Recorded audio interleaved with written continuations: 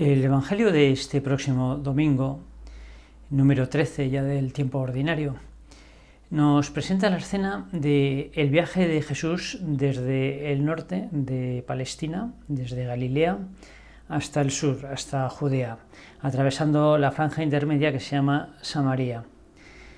Era esta una zona que había sido repetidas veces invadida por otros pueblos y repoblada por gente pagana, de forma que habían formado una mezcolanza racial y también religiosa con los originales, los aborígenes de Samaria. Eran eclécticos y profesaban una religión impura para los judíos ortodoxos y estaban en confrontación con Jerusalén, Samaria y Jerusalén. Y Jesús, que viene del norte y va a atravesar esa región, envía a algunos de sus discípulos por delante para preparar las cosas del viaje, para encontrar concretamente en Samaria pues un lugar donde pasar la noche, donde recalar. Pero aquellos hombres, adivinando que Jesús se dirigía a Jerusalén, no quieren recibirlo.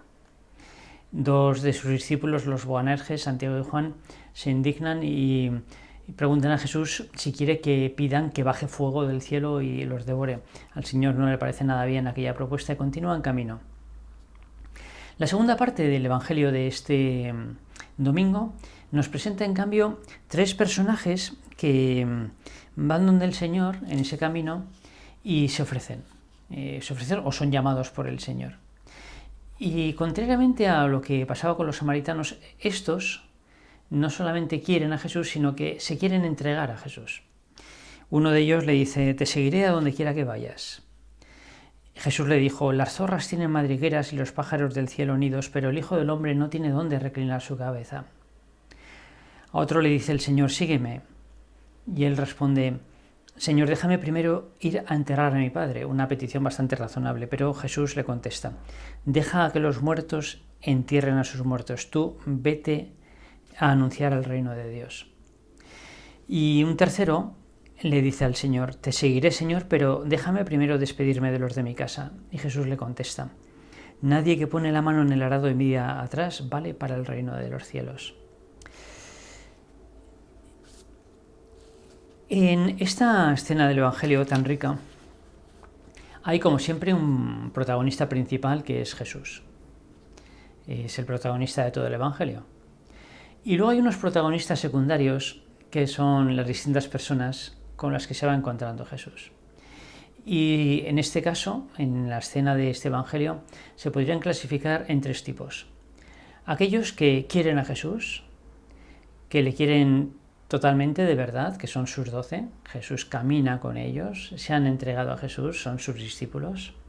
Aquellos que no quieren a Jesús, que le rechazan, que son los samaritanos, que no le quieren acoger en su casa, y aquellos otros que en cambio quieren vacilantemente, una cosa intermedia. Son tres personajes misteriosos de los que no sabemos ni sus nombres ni tampoco cómo acabó aquello, las invitaciones del Señor, esos diálogos. No se nos dice en el Evangelio qué consecuencias tuvieron en aquellos hombres.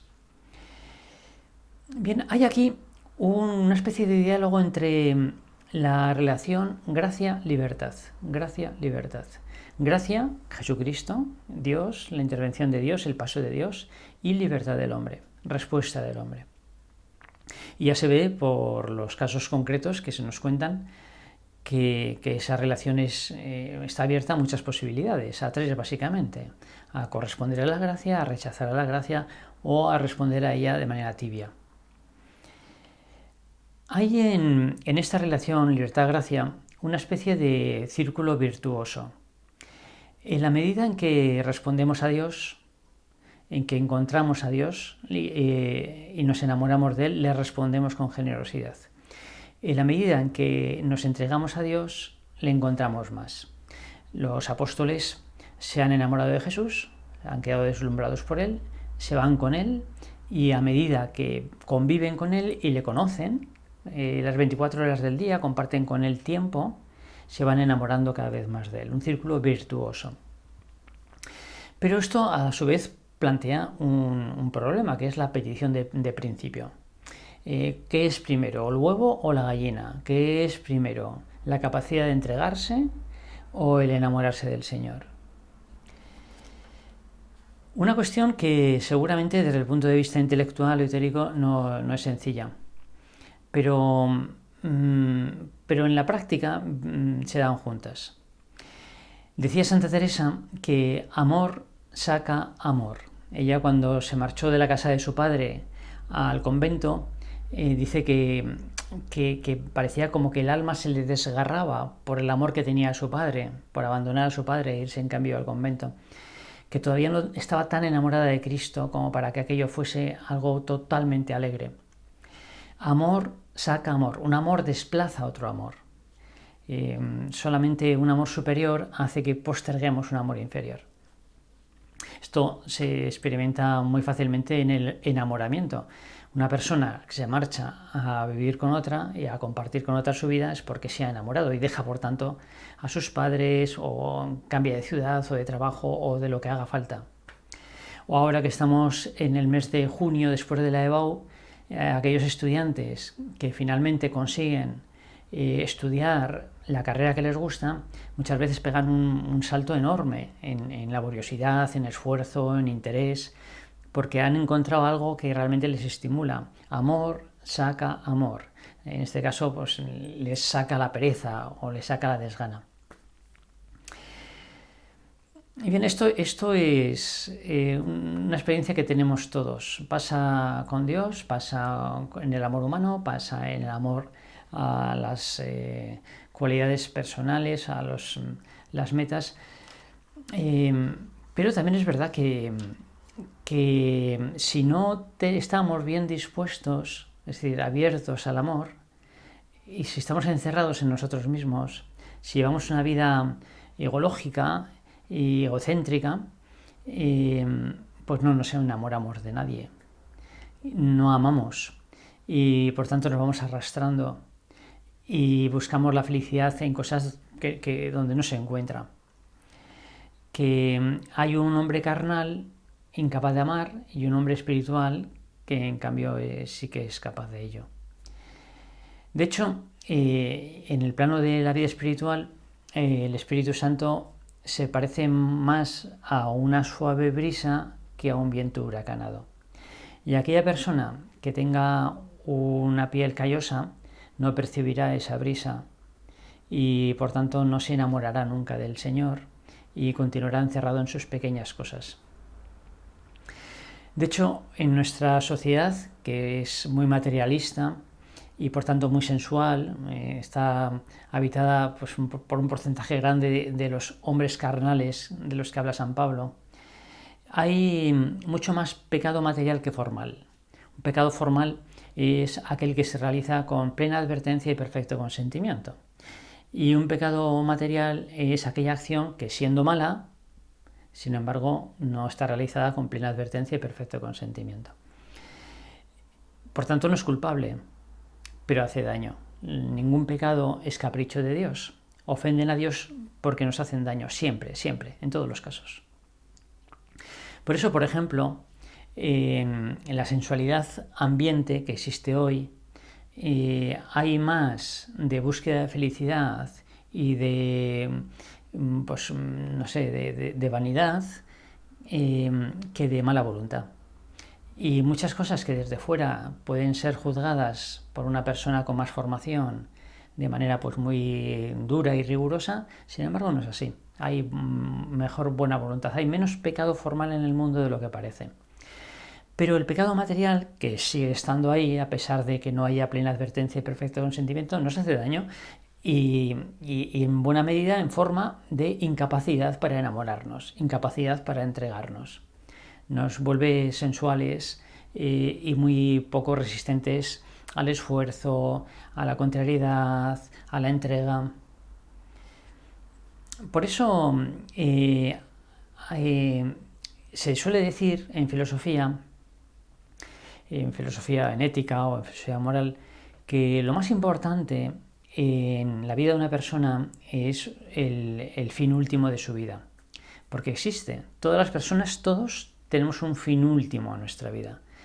Aunque muy pocos se han planteado cuál es ese fin último, pero existe. Aunque no se lo hayan planteado, lo tienen por ósmosis o de manera inconsciente, pero existe. El día tiene 24 horas, no da tiempo a hacer todas las cosas que nos gustaría hacer, por tanto tenemos que elegir unas y preterir otras, y esto es posible únicamente porque algunas las consideramos más importantes que otras, simplemente. Si no, no podríamos elegir. Hay una especie de pirámide intencional y en la cúspide siempre hay un bien que consideramos superior a los demás. Es el que nos permite elegir. Es muy interesante conocer cuál es ese bien en nuestro caso o en el caso de los demás, porque define muy bien el tipo de persona que somos. Es muy distinta una persona que busca por encima de todo sacar adelante su familia de la persona que busca por encima de todo progresar en el trabajo, o ser famoso, o tener mucho dinero, o mucho poder, o mucha fama. Son personas muy distintas. Bien, pues hay una ley de la coherencia entre ese fin último y nuestros comportamientos constantes de cada momento. No es que deban ser coherentes, no, es que necesariamente son coherentes. Quien diga que su fin último es sacar adelante a la familia, pero luego pues ni está en casa, ni ayuda, ni se sacrifica, pues no es verdad. O quien diga que su fin último es ganar el premio Nobel, pero luego no pega golpe, pues tampoco es verdad. Hay una ley de la coherencia necesaria. Por eso el concepto fundamental de la persona es cuál es el bien último. ¿Qué es lo que quiero por encima de todo? ¿De qué me he enamorado? Por eso en este círculo virtuoso el principio teórico existe y es el bien último, es enamorarse. Esto es aplicable también a la vida cristiana. Y así, de estos personajes que aparecen en el Evangelio de este domingo, podríamos sacar 3 conclusiones entre muchas posibles. En primer lugar, que el protagonista principal es Jesús, es decir, que lo fundamental para la vida cristiana, para la santidad, es encontrarse con Jesucristo.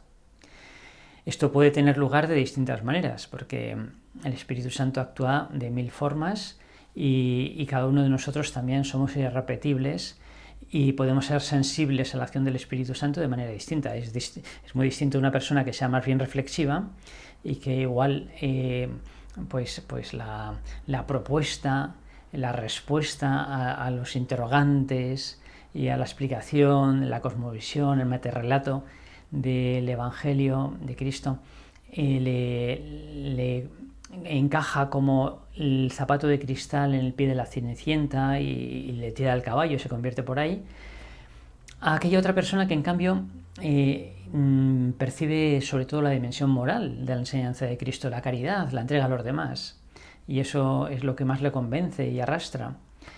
Pero en cualquier caso, Cristo envía por delante sus mensajeros, como dice en el Evangelio, que puede ser la voz de la conciencia, que puede ser el encuentro con los santos, que puede ser la luz del sagrario, pero que es sobre todo la lectura y la meditación del Evangelio.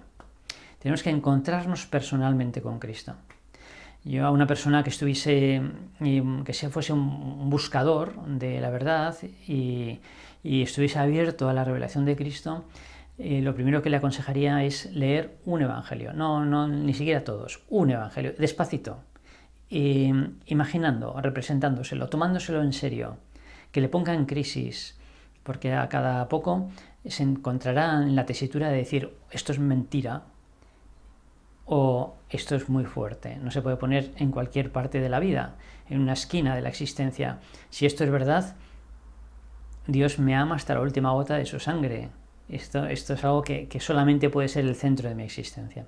Ese encuentro con Cristo a través de la meditación del Evangelio es fundamental. Quizá no sea lo primero temporalmente, sino que lo primero será seguramente el encuentro con la comunidad de cristianos,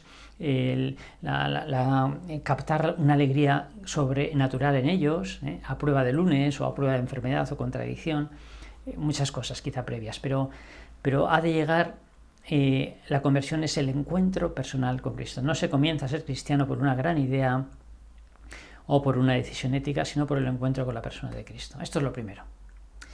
Lo segundo es una vez que uno se ha encontrado con Cristo, le dice, te sigo, como hicieron los 12 y como estos personajes misteriosos dijeron al Señor. Y seguirle significa compartir con el Señor la vida. Es decir, que vamos por el día y vamos compartiendo con Él lo que pasa. Y vamos a trabajar, trabajamos bien y se lo ofrecemos, lo hacemos juntos. Vamos a relacionarnos con los demás, le reconocemos en el otro y nos entregamos a Él, le amamos, le acariciamos en el otro. Vamos a descansar o a disfrutar de la vida, de las cosas buenas o placenteras, pues le damos gracias al Señor y las convertimos también en sacrificio, que significa sacrum facere, convertir en sagrado, en regalo a Dios. En fin, compartimos con Él la vida, lo cual tiene consecuencias prácticas, contantes y sonantes. Es el sacrificio escondido, tener secretos con Cristo, llevar una vida oculta, la vita escondita con Cristo in Deo, que dice San Pablo, vida escondida con Cristo en Dios. Y entonces se activa porque eso nos llena tanto, esas cosas costosas, placenteras, buenas, malas, adquieren dimensión de eternidad, trascendencia. Y miramos al Señor y vemos cómo ha pasado por cosas semejantes y cómo las ha convertido en amor. Mañana esta semana celebramos el Sagrado Corazón de Jesús. Y entonces se activa el círculo virtuoso. Porque hemos descubierto a Cristo, compartimos la vida con Él, porque la compartimos, le conocemos mejor y nos vamos enamorando cada vez más de Él. Para esto se necesita, que es lo más importante de la propia vida, ¿no? Un cierto método. Esta semana un suplemento semanal de la prensa publica un especial dedicado a la felicidad y dice así: los científicos aseguran que la felicidad es una habilidad que se puede aprender y las empresas descubren su increíble rentabilidad. Muy sospechoso que las empresas descubran la rentabilidad de la felicidad. Hemos de sospechar de esa felicidad, ese concepto de felicidad, que por otra parte es materialista. Es decir, se dice que los estados de ánimo obedecen a nuestro cerebro, que a su vez capta únicamente el 5% de los influjos de las realidades sensoriales que existen a nuestro alrededor, ya sean ondas electromagnéticas o de otro tipo. Solamente el 5% de ellos nuestro cerebro es capaz de captarlas, aunque las padezca todas. Y de ese 5% solo es consciente, aunque se ha influido o capte ese 5%, pero solo de manera reflexiva un 10%, o sea, el 0,5% de los influjos sensoriales de nuestro alrededor son plenamente conscientes. Y se dice la infelicidad, la tristeza, la depresión, etc., obedece a ese 99,5% que no conocemos. Hemos de desconfiar de no fiarnos únicamente de ese 0,5% que conocemos. O sea, visiones materialistas que desconocen que al final la felicidad tiene que ver más que con las ondas electromagnéticas, con el amor. Si a una persona enamorada de otra le dijésemos, te vamos a poner unos electrodos que te van a hacer unas descarguitas en el cerebro que te van a dar la sensación de plenitud y de felicidad que te da el que la otra persona te corresponda, ¿te basta con eso? Dirá, no, lo que quiero es que esa persona me corresponda. Quiero contenido real. El amor, que es una relación personal. Y el amor que se alimenta todos los días y que en lugar de decaer, que sería la ley natural, no solamente se mantenga, sino que crezca con el paso del tiempo. Una mujer muy controvertida que falleció entre tuberculosis y huelga de hambre, Simone Weil, dice que la ley de la gravedad lo rige todo en este mundo y a ella se opone únicamente el milagro de la ley de la gracia. Es la única ley que tira para arriba, que es el amor en este mundo es en acto, no es sustancial. El único amor sustancial, lo vimos el día de la Trinidad, es Dios. Los amores de este mundo hay que actualizarlos constantemente. Por eso Para que este círculo virtuoso se active, enamoramiento, obras, enamoramiento, compartir la vida, enamoramiento con Cristo, generalmente se necesita una dirección espiritual, un acompañamiento espiritual. Eso que se emplea para unos estudios o para ganar un Roland Garros, tener un entrenador, tener alguien que nos vaya llevando la mano, nos vaya enseñando, con más razón todavía lo necesitamos para ser felices. Y ese acompañamiento espiritual no es seguir el dictado de lo que nos digan, sino el abrir el corazón, el manifestar nuestra situación, el escuchar alguna consideración, el llevarla a la oración personal, el ver eso, preguntar al Señor eso qué significa para nosotros. Pero somos nosotros los interesados. No es la otra persona la interesada en que seamos santos, en que seamos felices, somos nosotros. Y por eso la persona que realmente quiere, como los apóstoles, como los 12, como quizás estos 3, no lo sabemos, que se presentan al Señor, la que realmente quiere, la que quiere de verdad, va allí, expone con interés las dificultades o los interrogantes, toma con interés también la nota de los consejos que se le dan, los lleva a la oración, los intenta aplicar, porque él es el interesado. Y Aristóteles habló de la importancia de la amistad. Los amigos son fundamentales porque son aquellos que nos van llevando de la mano y hacia la virtud. Cuando uno tiene un amigo virtuoso, pues uno le quiere y por amor a esa persona le quiere imitar, se quiere parecer a él. Pero el verdadero amigo, el verdadero maestro, es aquel que en un momento determinado, cuando ya ha emprendido el vuelo, el discípulo, el amigo, se tiene que quitar de en medio para que continúe hacia el sol. Para que no le busque a él, sino que busque aquello que él mismo también busca. Que va más allá, que es trascendente, que es Dios. Bueno, esto es la dirección espiritual. Voy a terminar con un consejo muy, muy clásico en la espiritualidad cristiana, que es el procurar tener todos los días un punto de lucha para mejorar el amor, para amar con obras, que tradicionalmente se ha denominado examen particular. Y acabar el día echando un vistazo a cómo ha ido aquello, viendo si hemos cultivado ese amor, si hemos amado con obras, que es lo que también se denomina examen general. El examen particular y el examen general, en la medida en que son reales, están vivos, manifiestan que estamos en camino del amor, camino de la felicidad, que no hay que poner electrodos ni hay que tecnificar y complicar la felicidad, que es como cuando ahora vamos al médico y nos aconseja beber agua y dar paseos, las cosas más básicas. También, más allá de las universidades y de las empresas y de la neurociencia que teorizan sobre la felicidad, es una cosa tan sencilla como aprender a amar con obras. Y esto pasa con los demás, pasa con los proyectos y pasa también con Jesucristo. Así que vamos a procurar enamorarnos de Cristo, asomándonos al Evangelio, caminar con Él durante el día, compartiendo las cosas y ayudarnos de esas muletitas, esas ayudas materiales que son el examen particular y el examen general.